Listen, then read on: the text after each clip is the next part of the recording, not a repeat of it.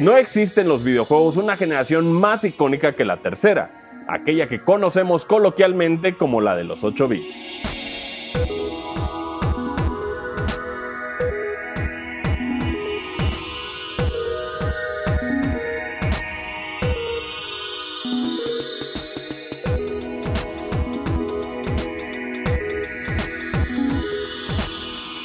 Aunque hoy en día escuchamos y leemos el término 8 bits en todos lados, pocos realmente saben por qué se le llama de esta manera.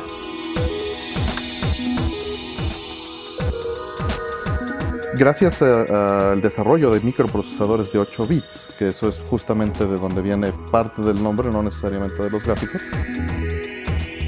se creó una industria a través de la cual se expuso a la población a un nuevo medio de expresión, ¿no?, en sus hogares y en los arcades, para tener acceso a un medio interactivo con las computadoras. Pero el Atari 2600 expuso a toda una generación y fue una época de experimentación, de encontrarse a sí mismo y de creación de géneros, ¿no? Es una época súper inocente en la cual vamos viendo cómo se explora el medio interactivo entre lo que puede hacer una computadora y una persona al ejecutar una obra, porque eso es un videojuego. Un videojuego es una puesta en escena entre la persona y la computadora.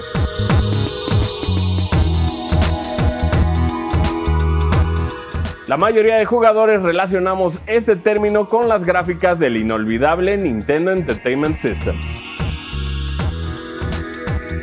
El NES, la consola más famosa de 8 bits, nació a mediados de los 80.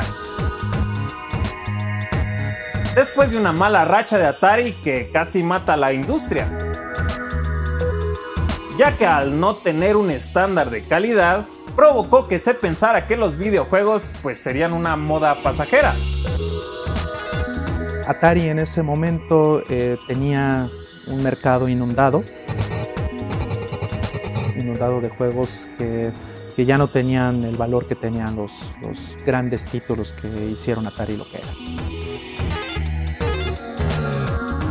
Debido a esa falta de control de calidad, a ese boom, un panorama en el que no se sabía si esto era una novedad o si era algo que se iba a quedar, generó esa inestabilidad en la que muchas compañías invirtieron mucho dinero, no lo pudieron recuperar a corto plazo. Los centros comerciales o las tiendas departamentales adquirieron mucha mercancía, se esperaba una demanda mayor y la verdad es que no se cumplió. A pesar de que la gente se refiere al NES como el primer Nintendo, esta compañía lleva más de 100 años creando cartas, juguetes, máquinas de bateo automáticas y hasta máquinas de pruebas de amor. Originalmente, el Famicom en Japón fue lanzado como un juguete electrónico. Nintendo siempre fue un fabricante, se veía a sí mismo como un fabricante de hardware más que de software, y antes de eso hacía juguetes. Juguetes que en su momento fueron creciendo a tener software. Originalmente el Famicom fue lanzado en Japón como un juguete electrónico. En América, por otro lado, el término videojuego tenía bastantes prejuicios, y para su llegada a Occidente hubo varios cambios. La versión americana es el nuevo gadget que tú vas a tener adentro de tu casa como la Super Betamax. De hecho, el formato, si tú lo ves, es muy similar a una videocasetera antigua. La forma de ingresar el cartucho, estéticamente yo creo que fue un acierto. Yo recuerdo mucho que cuando tuve el Nintendo, yo creía que tenía así lo más avanzado en la casa. Tienes los controles que puedes conectar y desconectar. La forma de los cartuchos también es diferente. En Japón, en el Famicom, los cartuchos parecen como dulcecitos de colores. En México era muy raro, porque si tú veías un Famicom, la imagen que tenías que era pirata. Y todos decían, no, yo no tengo Nintendo, tengo Family. Y cuando ibas y veías el Family, pues era un Famicom. Entonces veías los cartuchos y veías el aparato y era extraño porque parecía una versión pirata del NES, cuando era completamente lo contrario. El NES no solo era una consola de videojuegos, era un sistema de entretenimiento en el cual un robot y una pistola fueron el caballo de Troya para conquistar el mundo entero. Pero el NES no sería una consola limitada a su hardware. Posteriormente, cartuchos agregaron más poder a la consola. Año con año tendrían una mayor capacidad de almacenamiento y hasta podían salvar tu progreso. Antes era súper complicado y tedioso tener que estar poniendo passwords, ¿no? Había juegos que ponían passwords como de 30 caracteres, ¿no? Era súper tedioso. Y los passwords se volvieron cada vez más complejos conforme los juegos avanzaban en complejidad. Si te fallaba un carácter, adiós tu save, digamos, adiós tu avance.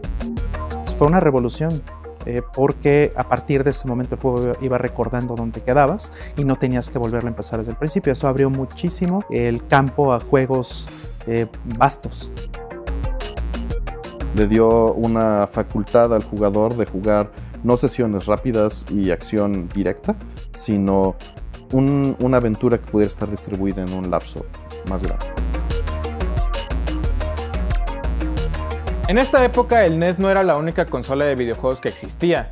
Había algunos contemporáneos como el Sega Master System o los distintos Ataris que también nos entregaron experiencias muy interesantes. Mira, 8 bits para todo a quien tú le preguntes, pues va a ser obviamente Nintendo. Para mí es Master System y Nintendo, porque para mí era una batalla que se estaba empezando a gestar. En ese momento estábamos hablando de que era un renacimiento de los videojuegos y había una competencia por ello. El Master System sí se lanzó el mismo año, pero no tenía la fuerza de mercado que después tendría Sega, ¿no? En ese momento la marca no era reconocida. Yo creo que el software era la principal diferencia, que estaba súper acentuada por la distribución en Estados Unidos y en México. Realmente no le hacían ni cosquillas, lo veías en todos lados, veías el NES en 5 o 6 anaqueles y veías toda la competencia junta en un solo anaquel. Dentro de nuestros cartuchos favoritos, chips le daban al NES un boost de poder, permitiendo así que la consola lograra cosas que originalmente se consideraban imposibles. Yo creo que el NES no habría sido para nada la plataforma que fue si no hubiera sido por esos chips adicionales.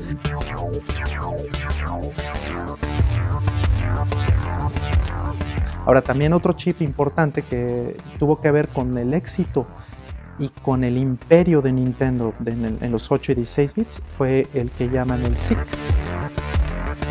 Es un chip que tiene cada cartucho y que valida contra la consola si el cartucho es legítimo o no. Esto fue, por supuesto, también una revolución desde el punto de vista en que Nintendo, por primera vez dentro de la industria, tuvo la capacidad de regular quién podía publicar y quién no, cosa que fue lo que mató a Atari en su momento. Y los cartuchos, principalmente los chips de expansión, permitían tener capacidades que eran imposibles en su momento, como duplicar la cantidad de gráficos en pantalla, permitir hacer scroll, es decir, mover la pantalla en muchas direcciones al mismo tiempo, cosa que el hardware no podía originalmente. De hecho, yo recuerdo haber pasado así en muy poco periodo de Mario Bros. 1 a Mario Bros. 3 y veías la diferencia y era así abismal. La caja de Mario 3 me parecía una especie como de monolito amarillo de placer, o sea, como de diversión. Aunque parezca limitado y primitivo, el NES empujó a los videojuegos a ser mejores. Scroll horizontal, guardar avances y sintetizadores que mejoraron el audio dentro de los cartuchos. Dejando claro que 8 bits es más que un look, es un momento clave en el cual los videojuegos tuvieron un boost de poder.